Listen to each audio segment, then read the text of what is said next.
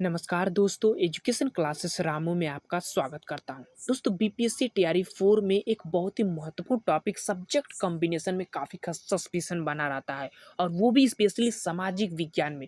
इसीलिए हम इसी टॉपिक पर जो है आज वीडियो लेकर आए हैं। इसमें काफ़ी डाउट होता है, जिसकी वजह से तैयारी 1 और तैयारी 2 में डीवी में जाकर बहुत से बच्चे जो हैं छटे हुए हैं सब्जेक्ट कॉम्बिनेशन को लेकर, जो कि कक्षा 6 से 8 में, और बहुत डाउट रहता है इसमें। तो आज हम इसी डाउट को जो है दूर करने का प्रयास करूंगा कि कैसे फॉर्म भरा जाता है, क्या सब्जेक्ट कॉम्बिनेशन रखा जाता है, और कैसे एग्जाम दिया जाता है, वहाँ पर क्या सब्जेक्ट कॉम्बिनेशन रखा जाता है। वो चीज़ों को जो है दूर करने का प्रयास करूंगा, क्योंकि बीपीएससी दो चीज़ों पर ध्यान रखती है।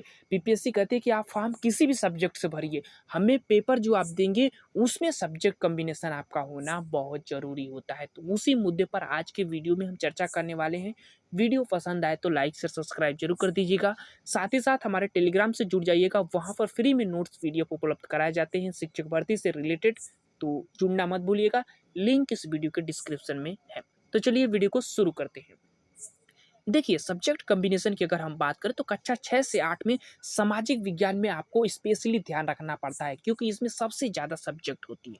जैसे अगर हम बात करें कि जब भी आप फॉर्म भरने जाते हैं, आप सामाजिक विज्ञान यानी कि सोशल साइंस से फॉर्म भर रहे हैं कक्षा 6 से 8 में, उस बात को ध्यान रखिएगा, उन लोगों को ध्यान रखना है। जब भी आप फॉर्म भरने जाएँगे तो आपको ये 9 सब्जेक्ट के अनुसार ही फॉर्म भरना होता है। इतिहास, भूगोल, राजनीति शास्त्र, दर्शन शास्त्र, अर्थशास्त्र, मनोविज्ञान, वाणिज्य, सामाजिक शास्त्र और गृह विज्ञान। तो इन्हीं सब्जेक्टों के आधार पर आपको फॉर्म भरना होता है।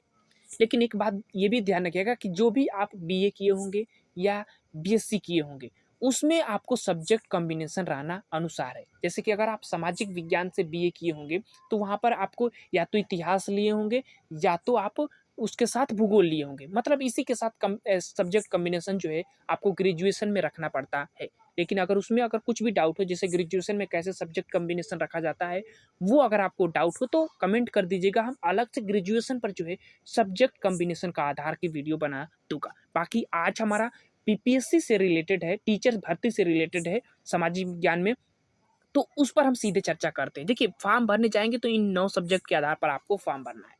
आप इस 9 में से कोई भी सब्जेक्ट चुन लीजिए फॉर्म के टाइम। मतलब फॉर्म भरने जा रहे हैं तो आप कोई भी, या तो इतिहास चुन लीजिए, या तो सेकंड वाले में भूगोल चुन लीजिए। फर्स्ट और सेकंड वाले में जो है तो यही सब्जेक्ट आपको चुनना रहता है। तो आप इसमें से कोई भी सब्जेक्ट चुन लीजिए। लेकिन एक बात, कोई भी बच्चा चुनेगा तो आप अपने बीए या बीएससी के आधार पर ही चुना जाता है। तो उसी के आधार पर अगर आप चुनेंगे, उसके बाद जब आप पेपर देने जाएंगे, तब आपको ये बातें ध्यान रखनी पड़ती है। जैसे आपका एडमिट कार्ड आएगा तो उसमें 2 चीज़ें हैं। बीपीएससी डायरेक्ट बोलती है कि भाई हम पेपर इन 4 ही सब्जेक्ट पर लेंगे। इतिहास, भूगोल, नागरिक शास्त्र और अर्थशास्त्र। आप कोई भी सब्जेक्ट पढ़िए, चाहे मनोविज्ञान के अनुसार आप फॉर्म भरे हों, चाहे आप दर्शन शास्त्र के अनुसार आप फॉर्म भरे हों, उससे बीपीएससी को लेने देना नहीं है। आपको पेपर जो देना है इन्हीं 4 सब्जेक्ट के अनुसार ही देना है, सामाजिक विज्ञान में, सोशल साइंस में। इस बात को ध्यान रखिएगा। अब इसमें 2 सेक्शन जो है बीपीएससी बाँटी हुई है, ध्यान रखिएगा 2 सेक्शन। अब 2 सेक्शन का मतलब ये हुआ कि जैसे अगर आप ओमार सीट में भरने जाएँगे तो सेक्शन 1 रहेगा और सेक्शन 2।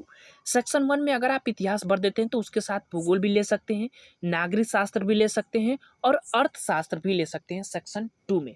अब ये जो भरेंगे ओमार सीट में, वही आपको पेपर में भी हल करना होगा, इस बात को ध्यान रखिएगा। अगर आप इतिहास भरते हैं तो नागरिक शास्त्र भी उसके साथ ले सकते हैं, और अगर इतिहास सेक्शन 1 में भरते हैं तो आप उसके साथ अर्थशास्त्र भी ले सकते हैं। तो ये 3 सब्जेक्ट है सेक्शन 2 में ऑप्शन के रूप में। दूसरी चीज़, अगर आप सेक्शन 1 में भूगोल भर देते हैं तो उसके साथ आप नागरिक शास्त्र ले सकते हैं, और दूसरी चीज़, भूगोल अगर आप सेक्शन 1 में भर देते हैं तो उसके साथ अर्थशास्त्र ले सकते हैं। ये 5 जो है आधार है आपको ओमार सीट में भरने का, और इसी के आधार पर जो है पेपर होता है, इस बात को ध्यान रखिएगा। लेकिन अगर आप सेक्शन 1 में भूगोल भर दिए तो सोचेंगे कि आप सेक्शन 2 में आप इतिहास भर दें, तो ये नहीं, ये एकदम गलत तरीका है और इससे आप छट जाएँगे, इस बात को भी ध्यान रखिएगा। तो जब भी आप पेपर देने जाएँगे, इसी सब्जेक्ट के आधार पर आपको सेक्शन रखना पड़ता है। ठीक, आशा करता हूँ आपको समझ में आ गया होगा। बहुत से बच्चे यही गलती करने वजह से आपको डीएवी में जो है छटे हुए हैं। टीआरई 1 में भी छटे थे, टीआरई 2 में भी छटे थे, अब टीआरई 3 जो है चल रहा है, तो उसमें देखा जाएगा कि कैसे जो है छँटनी होती है। अब आगे चलते हैं। जब आप पेपर देने जाएँगे तो आपको एक 150 क्वेश्चन मिलेगा, ये तो सबको पता है कि 150 क्वेश्चन का पेपर होता है। उसमें 30 नंबर का जो है भाषा होगा, 40 नंबर का जीके जीएस होगा। उसके बाद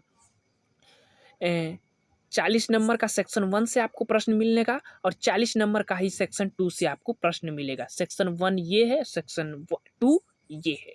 अब यहाँ देखिए, ये 40 नंबर का जीके जीएस है और 30 नंबर का जो है ये भाषा है। लैंग्वेज वाला पेपर आपको सिर्फ पास करना होता है, ये आपको पता ही होगा।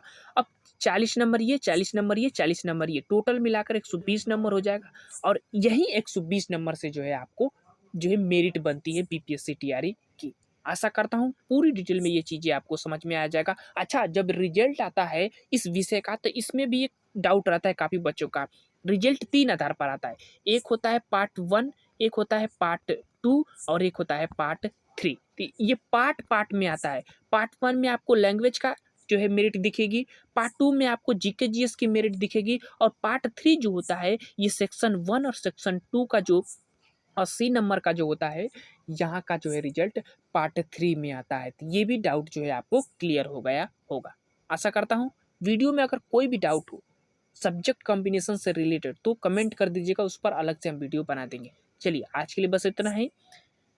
वीडियो पसंद आए लाइक शेयर सब्सक्राइब जरूर कर दीजिएगा। Thank you.